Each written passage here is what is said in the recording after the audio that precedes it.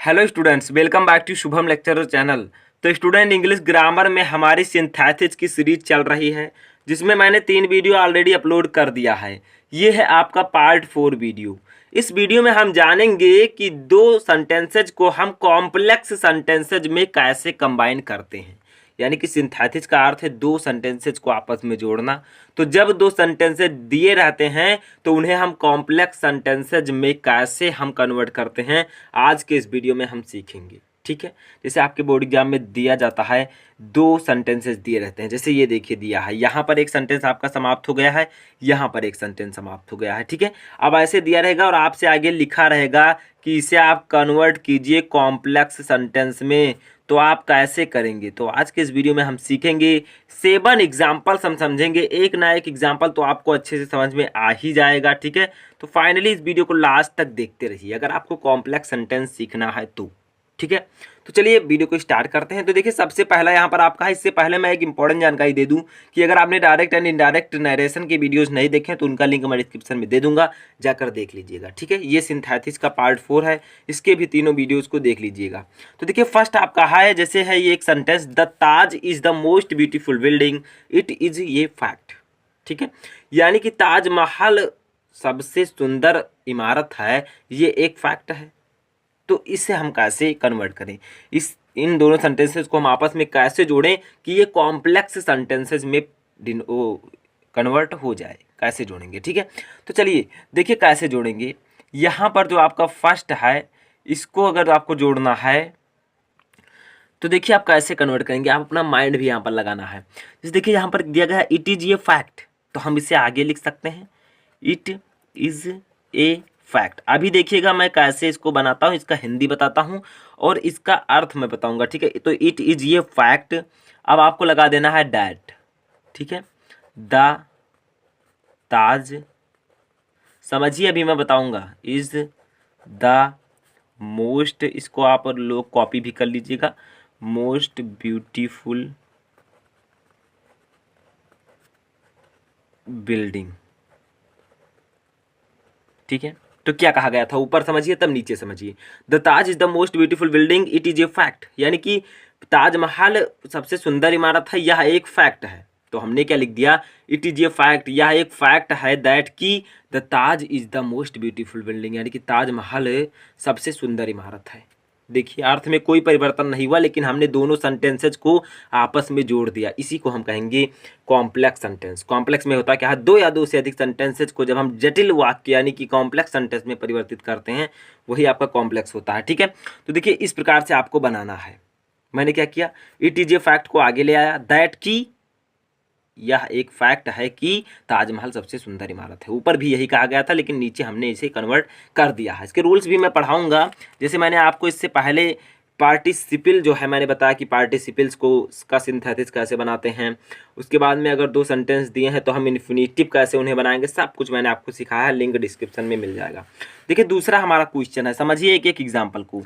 The man was cot, he stole my watch, यानी कि आदमी पकड़ा गया, ये पैसिव वॉइस है। ठीक है, आदमी पकड़ा गया, उसने मेरी घड़ी चुराई थी, यानी कि उसने मेरी घड़ी चुराई। ठीक है, तो वह आदमी पकड़ा गया, उसने मेरी घड़ी चुराई। देखिए कुछ सेंटेंस आपको अब इसे ऐड करना है, किसमें, कॉम्प्लेक्स में परिवर्तित करना है। तो कैसे करेंगे इसको समझिए। तो देखिए द मैन आप लोग ऐसे रहने देंगे, द मैन वह आदमी, हु जिसने, ठीक है, the man who stole, stole, ठीक है, my watch, was caught, was caught. ठीक है, अब देखिए अर्थ, देखिए सिंथेसिस का मतलब है कि आप सेंटेंसेस को ऐसे जोड़ें कि उसका अर्थ ना बदले, अर्थ वही रहे। तो देखिए ऊपर क्या कहा गया था, वह आदमी पकड़ा गया, उसने मेरी घड़ी चुराई थी। मैंने नीचे क्या लिखा, the man who stole my watch was काट, यानी कि वह आदमी जिसने मेरी घड़ी चुराई थी पकड़ा गया। ठीक है, कोई भी परिवर्तन नहीं हुआ, वही चीज़ ऊपर है वही चीज़ नीचे है, लेकिन मैंने इसे जोड़ दिया है किसकी सहायता से, हु की सहायता से। तो यहाँ पर आपका ये हो जाएगा कॉम्प्लेक्स सेंटेंस। ठीक है, चलिए अपना तीसरा एग्जाम्पल देखते हैं। ऐसे समझिए एक एक को, सब कुछ समझ में आ जाएगा। तीसरा हमारा एग्जाम्पल है कि you have eaten your food, we know it, you have eaten your food. तुमने अपना भोजन कर लिया है, यानी कि तुमने अपना भोजन कर लिया है। बी नो इट, हम यह जानते हैं। ठीक है, तो तुमने अपना भोजन कर लिया है, हम जानते हैं, हम यह जानते हैं। तो इसको कैसे बनाएंगे? देखिए बहुत सिंपल है, मैंने अभी आपको बताया था। ठीक है, इसी प्रकार किस प्रकार से आप बनाएंगे, तो यहाँ पर क्या लिखेंगे? वी नो डैट, हम जानते हैं कि, वी नो डैट, हम जानते हैं कि। बस आगे आप इसी सेंटेंस को उतार दीजिए, तो ये आपका सेंटेंस है। You have eaten your food. समझ में आया? सिंपल है, बहुत ही सिंपल है। You have eaten your food, we know it, तुमने अपना भोजन कर लिया है, हम जानते हैं, हम यह जानते हैं। हमने नीचे क्या लिखा? हम जानते हैं कि तुमने अपना भोजन कर लिया है। देखिए कैसे मैंने इसे ऐड कर दिया और अर्थ भी नहीं बदला। यही आपका है कॉम्प्लेक्स सेंटेंस। ठीक है, सिंपल से हमने कॉम्प्लेक्स में परिवर्तित आसानी से कर दिया। चलिए अपना चौथा एग्जाम्पल देखते हैं, इसको भी समझ लेते हैं। तो हमारा चौथा एग्जाम्पल क्या है? This is the place here I was attacked by robbers, यानी कि यह वही स्थान है। दिस इज द प्लेस, यह वही स्थान है। अब यहाँ पर हमने क्या किया था? क्या क्या लगा दिया है? Full stop. ठीक है, here I was attack by Rober, यहाँ मैं जो है रोबर्स यानी कि डाकुओं द्वारा यहाँ डाकुओं ने मेरे ऊपर आक्रमण कर दिया था। ठीक है, तो देखिए यह वही स्थान है जहाँ डाकुओं ने मेरे ऊपर आक्रमण कर दिया था। तो इसको कैसे करेंगे? देखिए this is the place here I was attack by robbers, इसको कैसे बनाएंगे? ठीक है, तो इसको भी बना लेते हैं हम लोग। तो देखिए क्या होगा इसका, आपका जो चौथा है, तो यहाँ पर आपको ये आगे का ऐसे रहने देना है, दिस इज द प्लेस। ठीक है, अब बीच में आपको क्या लगा देना है? यहाँ पर आपको लगा देना व्हेयर। व्हेयर का मतलब सिर्फ कहाँ ही नहीं होता, यहाँ पर व्हेयर का मतलब जहाँ होगा। ठीक है, तो where I was attacked by robbers. ठीक है, या वही स्थान है जहां मैं, यानी कि रोबर्स ने मुझ पर अटैक कर दिया था। ठीक है, या वही स्थान है। देखिए कोई भी परिवर्तन नहीं हुआ, मैंने यहाँ पर हियर के स्थान पर व्हेयर लिख दिया है। व्हेयर का मतलब यहाँ पर होगा जहाँ, दोनों वाक्यों को जोड़ने के लिए आप मैंने यहाँ पर व्हेयर लिख दिया है। आगे चलिए पांचवा अपना देखते हैं इंपॉर्टेंट। पांचवा हमारा क्या है कि the fox saw some grapes, the grapes we are hanging over the gardens wall, यानी कि the fox saw some grapes, यानी कि लोमड़ी ने कुछ अंगूर देखा। ठीक है, लोमड़ी ने कुछ अंगूर देखा। The grapes were hanging, hanging मतलब लटक रहे थे, ओवर द गार्डन्स वॉल, यानी कि जो बगीचे का दीवार था, तो वो अंगूर जो थे बगीचे की दीवार पर लटक रहे थे। सिंपली समझिए एक बार, लोमड़ी ने कुछ अंगूर देखा, अंगूर गार्डन यानी कि बगीचे की दीवार पर लटक रहे थे। तो कैसे बनाएंगे? बहुत सिंपल है, इसको भी समझना। तो देखिए क्या करेंगे आप लोग, यहाँ पर आपको लिख देना है the fox saw some grapes, grapes. ठीक है, अब आपको क्या करना है? बीच में हुइच लगा देना है, हुइच। अब क्या करना है? वियर, क्योंकि मैंने ग्रेप्स लिख दिया यहाँ पर, हुइच बियर हैंगिंग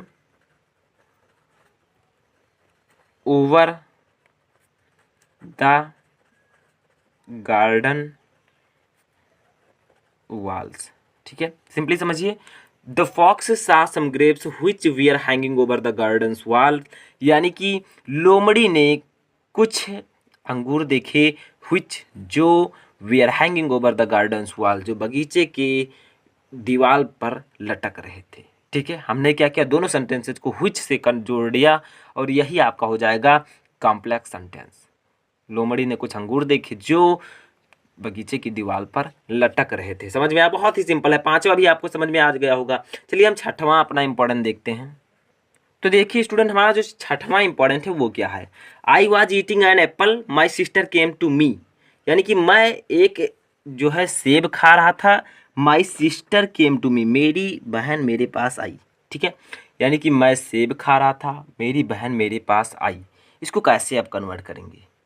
तो देखिए इसको कैसे कन्वर्ट करेंगे? तो देखिए मैं सेब खा रहा था, मेरी सिस्टर मेरे पास आई, तो आप कैसे बना सकते हैं? जब मेरी सिस्टर मेरे पास आई तब मैं सेब खा रहा था, तो आप बना सकते हैं व्हेन, ठीक है, my sister, when my sister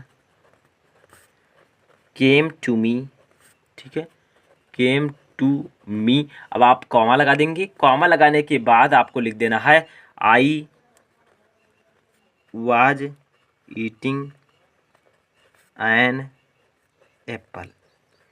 ठीक है, यानी कि देखिए आई वाज ईटिंग एन एप्पल, मैं एक सेब खा रहा था। माई सिस्टर केम टू मी, मेरी बहन मेरे पास आई। इसको मैंने कैसे कॉम्प्लेक्स में कन्वर्ट किया, when my sister came to me, जब मेरी बहन मेरे पास आई, I was eating an apple, मैं एक सेब खा रहा था।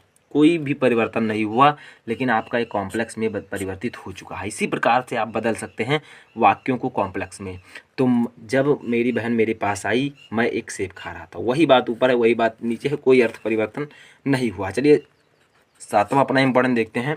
इट मे रैन, वर्षा हो सकती है, बरसात हो सकती है।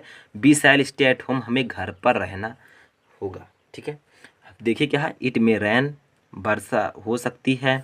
We shall stay at home, हमें घर पर ही रहना होगा। इसको कैसे बनाएंगे, तो देखिए कोई भी दिक्कत नहीं है।